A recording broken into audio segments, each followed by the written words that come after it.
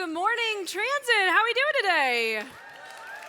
Good. Okay, I need to know, how was the first couple of days of school? Thumbs up, thumbs down, thumbs in the middle. Where we at? Okay. All right. Mixed emotions. I see. That's fair. Sixth graders, where are you? You did it! First day of middle school. In the books. Let's give them a round of applause. We all remember that first day of middle school.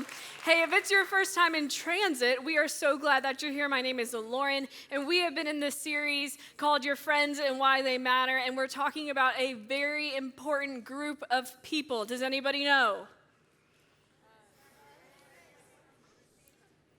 Friends. Yes, your friends. It was on the last slide. I tried to give you a hint, but it's okay. It's okay. Your brains have worked a lot this week. We're talking about your friends, and that's a very important group of people. For you, it's a very important group of people for your friends and for the people around you. And Ashlyn kicked us off last week, and she used this illustration of a jar. And she said, hey, let's pretend all of your friends are in this jar. And she went through the different types of friends we might have, right? We have green friends. What were those? Good friends. Yes, those are people who, remember, she said your friendships determine the direction and quality of your life. These are friends who are going to take you where you ultimately want to go. They're going to help you become who you want to become. And then you have your yellow friends. What are they? Yeah, they're kind of like, if we're being honest, they're kind of meh. They don't really take you anywhere. You know, they don't help you get to where you want to go. They don't help you, make bad decisions. But when you leave, you're like, I don't know if I felt better about myself after hanging out with them. And then you have your red friends, and what are those? Yeah, not bad people, just not great friends for you. These are people who, when we think about where are our friends taking us, who are they helping us become, we're not going to become who we want to be. They're going to take us where we don't want to go when we surround ourselves with red friends. But maybe last week you left and you're like, yeah, that all sounds nice, but I don't really have a say in who my friends are. They're just kind of the people around me. And that's really easy to think because there's a lot of things in life, especially in middle school, that are just assigned to us. Your classes were assigned to you. You didn't get to choose what classes you had the whole time. Maybe some you did, but then when you got into class, maybe you didn't get to choose where you sat and who was going to be around you. Depending on where you live, if you play a sport, you got assigned a team that was in your area or at your school. Your next door neighbor, you didn't know who they were going to be. These were just people who were kind of assigned and chosen for you. And we look around and sometimes we just decide, okay, these are my friends. These are my friends. And we sit back and we think, I don't really get to choose my friends. They're just the people closest to me, the people in proximity to me, the people who are just nearby. And sometimes that works. Sometimes when we decide my friends are just the people who are right next to me, the people who are easily accessible to me, they're sitting next to me in class, they're sitting next to me at lunch, they're my neighbor, they're on the same team, sometimes that works out. And sometimes you end up with a really great jar of friends, a lot of green friends, maybe some yellow. I know I've made some great friends from different jobs over the years or a dance team that I was assigned to. I didn't get to pick. Some of my best friends came from places that I didn't really get to choose. But if we're not careful and we just take on whoever's near us and we don't really think about, are they a good friend, are they not, we can end up with a jar that looks more like this. And when you have a jar like this, when you have a group of friends who, man, they're not really helping you become who you want to be. They don't have your back. They're not kind to you. They're not kind about you. They're not kind to other people. They're a little selfish. They don't really think about you. They're not the most considerate. They're not helping you become who you want to be. When we end up with a jar like this, we can feel a little helpless.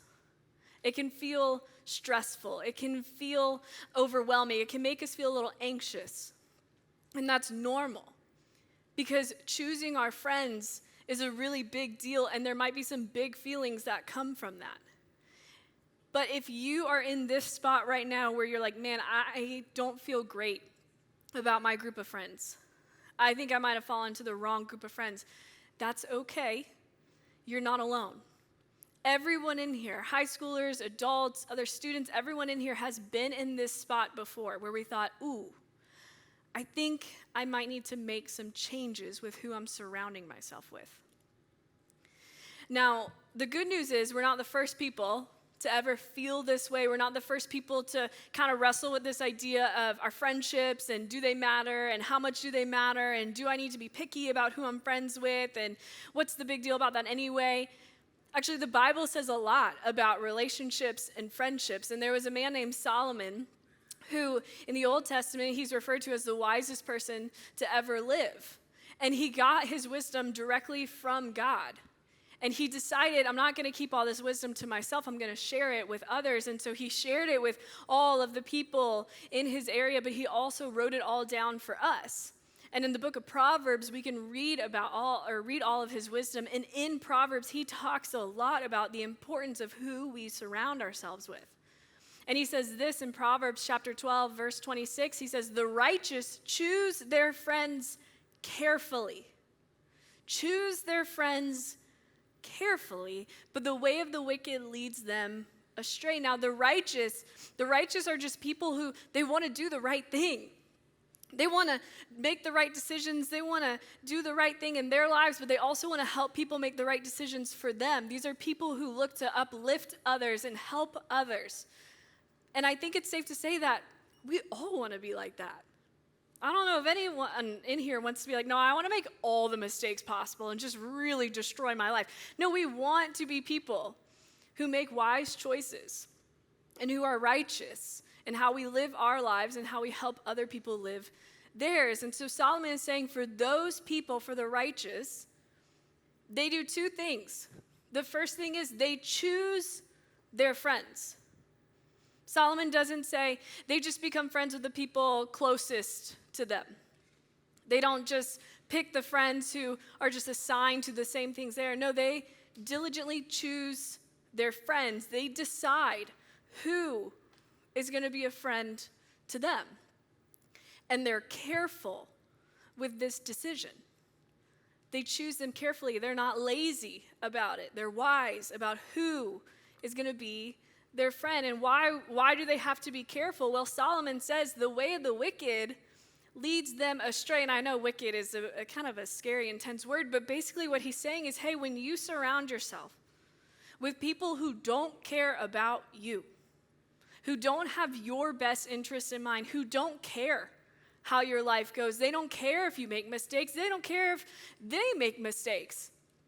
When we surround ourselves with people like that, we are going to go in a direction we don't want to go. And eventually we'll realize that and we'll think, oh, I need to do some backtracking. I have made some serious mistakes. I have been, as Solomon would say, led astray. And so the righteous, people who want to do the right thing, who want to live a life that honors God, they are careful about who their friends are. And so what Solomon is really saying is, hey, you get to choose. Not only do you get to choose, you have the power to choose your friends. I have the power to choose my friends. You have the power to choose your friends. And in middle school, like I said, there's a lot of things we don't get to choose.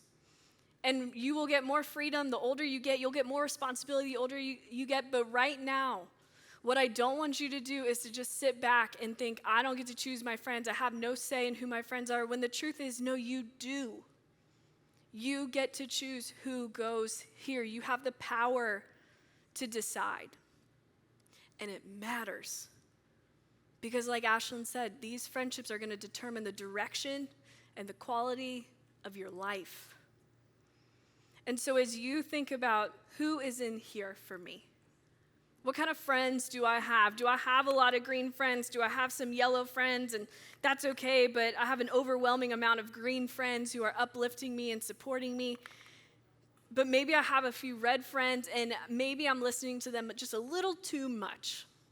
Maybe I'm letting their opinions sway me a little too much. Well, then we might need to move them out. And I'm not saying we're mean to them. I'm not saying we ignore them or we ghost them. I'm not saying anything of that. We'll actually talk more about that next week on how do we move our red friends out. But we might need to move some more green friends in. And how do we do that? Well, I think it's easy for us to just get stuck in the few people we see every single day. So we sit in class and we see the few people around us in class and that's it. What if we look outside of that? What if we try to meet more people? We go out of our way to say hello to somebody. We go out of our way to check in on a friend who we haven't talked to in a long time. We look outside of our usual everyday path that we take in school or the way we bike around the neighborhood, whatever it may be, and we look to see, hey, there might be more people in my life who might be a really great green friend. Because the truth is, you have hundreds of people in your life that you see every single day. There's over 100 people in here right now. And so you can look around and see, hey, if I need more green friends, where do I need to look? And your small group is a great place to start. And maybe if you're being honest, you would say, yeah, I've been in small group, but I haven't really engaged in small group. I've just shown up to transit, and then I'm quiet in small group. I don't really check in on anyone. I don't reach out to anyone, and I leave. And that's fine if you want to do that.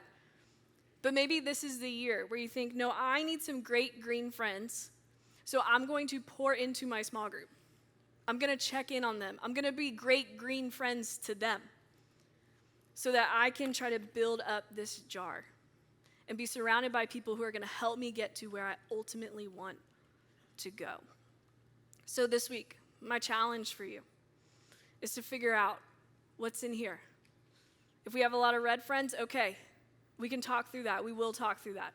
If we have some yellow friends, that's okay. But if we are short on green friends, let's look around. Let's start thinking about who are the people in my life who I know will help build me up, help encourage me, help get me to where I want to go, and who I also want to be a great green friend to as well. So you'll talk more about that in small group. But before you go to small group, I want to ask you this question. If you could choose, now you got to choose carefully, if you could choose any celebrity to have as a close friend, who would it be? So think about that as you go to small group. 7th and 8th grade, you are free to leave. 6th grade, you're going to stay in here. Make sure you're sitting with your small group.